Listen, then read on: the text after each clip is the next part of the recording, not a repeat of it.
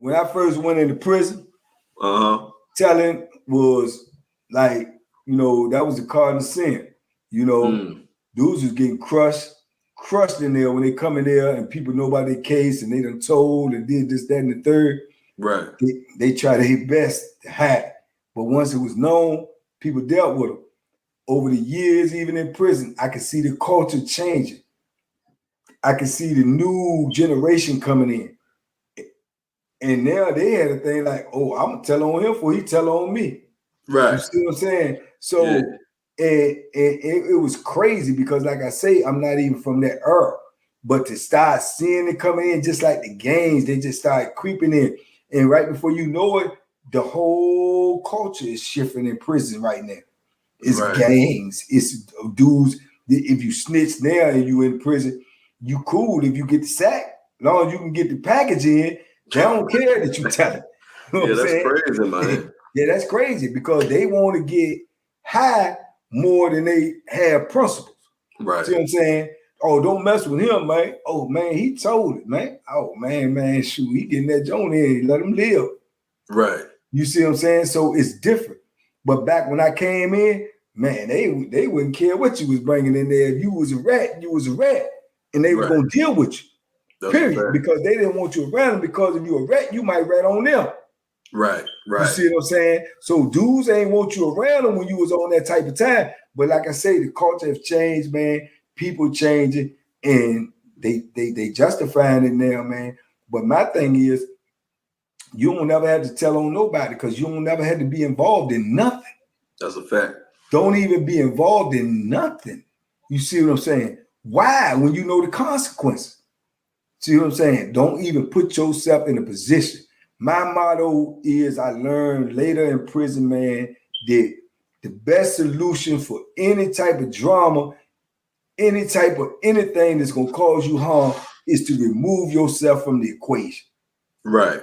Remove yourself from the. I'm not going out here with you on the corner if I know you toting the pistol and dudes is beefing with you. I'm not going out here with you if I know you got drugs in the car. I'm not going out here with you when I know you going around. I'm not even going to be involved in it. I don't know nothing, so I can't say nothing. I didn't do nothing, so I can't pay for nothing. That's a fact. That's the best way right there. And you remove yourself from the equation, bro, because those type of lives and those type of lifestyles is going nowhere. Nah, I respect that, man, and these are conversations that need to be had, man. So, like I said, when I see guys like y'all getting on YouTube, man, I greatly respect it, man, because you also got other people, you know what I'm saying, that still went through the system and went through everything else and still misleading the people, man. You know what I'm saying? Right. And you want people to go through what you went through, you know what I'm saying, for what reason? You know what I mean? That's exactly what I was getting ready to say. And I'm going to say it. And whoever don't like it, so be it. But I'm going to tell you, bro, I feel 100% that if you go through something and it's so bad that you want to see somebody else go through it to see if they can handle it like you handle it, or you so bitter and mad that you had to go through it, that you want to see somebody else walk through it, I feel personally you a sucker. You know what I'm saying? I feel you a sucker. If I walk through the yard and I know it's dog poop right there and I step in it, why wouldn't I warn you? See what I'm saying? I want you to get your shoes messed up because my shoes messed up. That's a sucker move, man. That's a sucker move. If you go down the road and you know it's a dead end, bro, when you turn around and you coming back out of that dead end and you see somebody coming, you supposed to save them that time, save them that heartache. Time is the most valuable commodity on earth.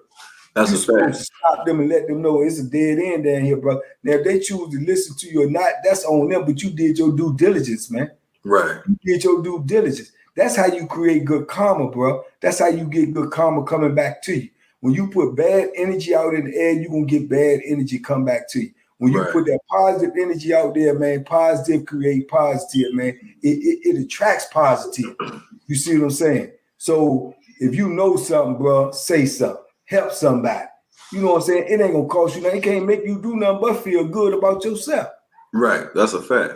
Yeah, but dudes be so bitter and so mad, and I went through this. Yeah, let him go through it too. I ain't gonna say nothing. That's a sucker move, man. Nah, that's a fact. Like I always tell people, man, them two things you can't get back. You can't get life back, and you can't get time back. You know what I'm saying? Time is the most valuable commodity on earth, brother. There is nothing greater than time. I used to ask young fellas in there when I started talking to them.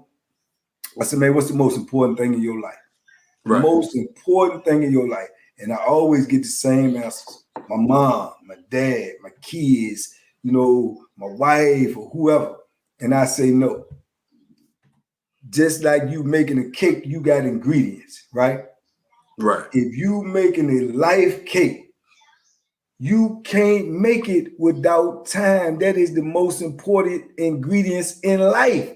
When you take away time, life ceases to exist. I would not have a mama, a daddy, a sister, a brother, some kids, a girlfriend, a wife without time. If I run out of time today, that's over. The richest person in the world cannot buy one more second of time. That's a fact. When his time is up, his time is up. So it's the most valuable commodity on this earth. You have to use it and spend it wisely. You have to spend your time wiser than you choose to spend your money. If you got last couple of dollars in your pocket, you say, well, I ain't gonna spend this because I gotta have this or I gotta pay this or whatever. You are cautious with that opposed to how you conduct your time. Wasting time, doing foolishness, wasting time over here when you could be doing this, something productive. Time is more valuable than money. Time is more valuable than anything that's on this earth because when you cease to have any more time, life is over. That's deep. That's what I'm trying to That's real. That's real. Yeah, you know what I'm saying? I can't have put love for my mother or love for my father or love for my kids or my grandkids if I'm not here no more. Right. If I'm not here no more, that's it. I guarantee you anything on this earth, bro, Bill Gates, whatever type of amount of money he got, if the people told him that you was going to die within 24 hours, you know what I'm saying, if you could give me all this money just to get another day, he would give up every penny. That's a fact. Every penny. Mm-hmm. But it's not even possible. He can't even buy time. So when you talking about time, you're talking about the richest person in the world, the poorest person in the world. You're on the same playing field. Same time. No more than you can control. Right. That's where y'all equal at. Mm-hmm. You see what I'm saying? Because his time is up and your time is up, and ain't nothing either one of y'all can do to change it. Nah, that's most deep. valuable commodity on this earth, bro. You got to spend it wisely, man. Yeah, man, that's a key, man, and I hope people take that in, man. That was deep, man. That's a real key, a life key right there. You know what I'm saying? Question. And like I say, these things that I know right now, that comes from me applying myself, reading, studying, looking at life, analyzing things, not taking things from face value, man. Not taking things for face value, not taking things for what somebody tell you. Don't listen to some. You can listen to some and you can get something out of it, whether it's good or bad, but it's what you take out of it. Right. See what I'm saying? What you take out of it. But don't never take anything I say or anybody else say without doing your due diligence. Right. That's a fact. Do your due diligence. Look at the situation. If it's not logical, it don't make sense, bro. Right. If it's not logical, it don't make sense. Just like going out there on the streets and pumping these drugs or doing these gangs and doing all this foolishness, gang, whatever you're doing, show me somebody like that had a successful life and a happy ending. Show me one of them that had a successful life and a happy ending. Right. It don't happen. So it don't happen. Logical. Mm-hmm. You see what I'm saying? I tell that work you're in right now, the same energy that you want to go do all this foolishness with, if you put that into something constructive, something productive, and it's gonna pay off later. That's a fact. It's gonna pay off later. That can be proven. That's logic. Right. You see what I'm saying? The other stuff is an illusion. Right. No, that's a fact. It's an illusion, bro. That's a fact, man. And I'll tell people, man, hey, take that slow money. If you get that slow money, take that slow money, man. Because like I tell people, for me, the streets, is high risk, low reward. For the average person, is high risk, low reward. It's old saying, say slow motion is still motion. It's still motion. That's right. Slow money is still money. You understand me? Because you ain't gonna make nothing in prison but some pennies. Some pennies. I worked for 30-some years in there. You understand me? And I ain't never make $100 a month. Not a week, a month. A month. Less than 100 all the time, less than 70. So, you know, that's reality. Right. So why when you get out here and work at McDonald's, work at wherever, if that's all that's available to you until something better come up? Right. Because you ain't gonna do no better in prison. You ain't gonna do no better at all. When you in prison, you gonna wish you had a job at McDonald's. Right, that's a fact. Guarantee you. I don't know nobody in prison right now. And I know plenty of fellas get about 3 to 5 calls a day from prison. Right. I don't know nobody in prison right now that wouldn't trade for a job at McDonald's.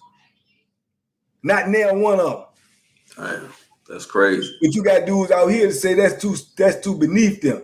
Right, right. Yeah, okay. Man, so look, Banker, man, you know, if you can, man, what was your first emotion? You know, I thought it was a life sentence, but you got hit with 2 L's. What was your first emotion and thought when you heard the judge say that? You know what I'm saying? Like, what came to your mind, like right there that instant when he said that? Like, you know, where I started, I do 2 life sentences. I thought you only live one time. Right. That's a fact. Right. I ain't even never know at that time. I ain't even never know nobody with 2 life sentences. I ain't even know what it was.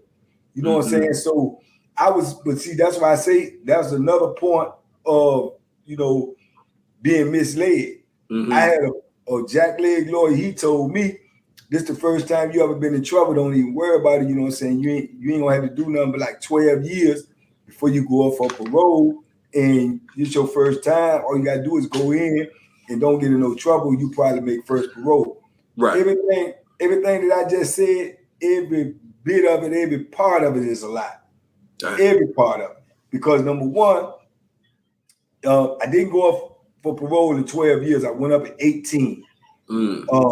Number two, you ain't got to do nothing but 12 years. Whenever you heard somebody say but 12 years, that's foolishness right there. Because just like I just told you, ain't nobody got no commodity on time. Who say I'm going to live 12 years? Fact. That's, you know what I'm saying? So you can never plan ahead of the future to say, well, I ain't got but 12 years. I ain't got but 2 years. You ain't guaranteed to live that long, number one. You know, then like I said, he said you make first parole. The whole time I was in prison, 33 years, I've seen less than 3 people make first parole. So that's an illusion. You know what I'm saying? So all of this stuff is, like I say, is misleading. And I put myself in a position that I didn't know what was going on. I didn't know the consequences, and I didn't know the penalty for what I was involved in.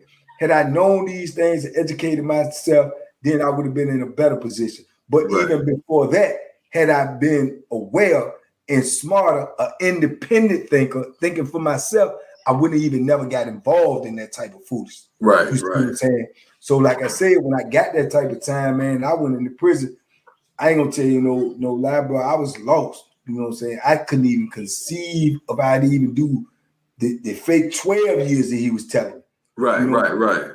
I ain't number 20 years old. 12 years? You talking about Joker be 32? 32, right? Yeah, it's hard to think of, man. You 20, 32, right?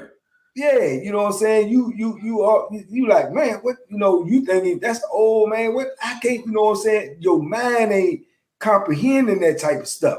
Right. You see what I'm saying? And then the irony in that is I'm worrying about being like 32 or something when I get out. I did more time than that. Right.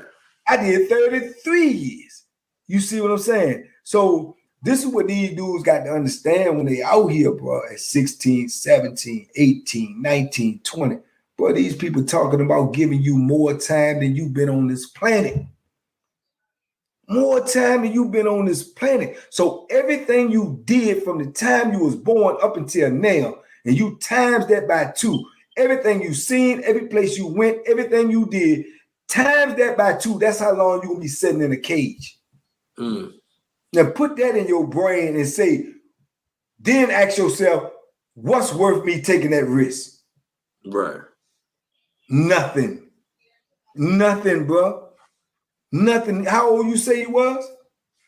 Oh, I'm 39. You 39 years old. Right. You were 6 years old when I went to prison. Crazy. 6 years old, bro. Right.